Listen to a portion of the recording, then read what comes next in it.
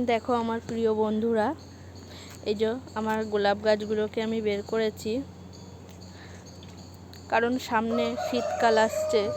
শীতকালে গোলাপ ফুলের সিজন, তখন সব ফুল হবে।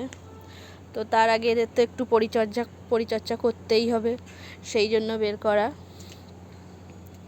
দেখো প্রচুর গাছ আছে এখানে।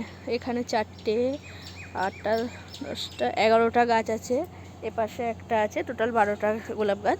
12টা কিন্তু এক রকমের না, দুটো আছে এক রকমের আর 11টা অন্য কালার। তো গাছগুলোকে একটু সার দিতে হবে, একটু কাটিং করলে তবে গাছটা আরও সুন্দর হবে, ঝাঁকড়া হবে। তো সেই জন্য বের করা। কিন্তু এই যে বৃষ্টির জন্য আর হচ্ছে না। বৃষ্টিটা কমে গেলে তারপরে ওগুলোকে একটু কাটিং করা হবে।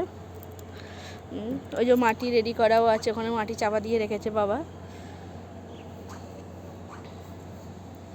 তো আমার মতো কে কে এরকম এমন গাছে ছাদে গাছ বসাও, কমেন্ট করে জানিও। দেখো শুধু গোলাপ গাছ আমার না, আরও অনেক গাছ আছে, প্রচুর গাছ আছে। একে একে সব গাছই তোমাদের সঙ্গে আমি শেয়ার করব।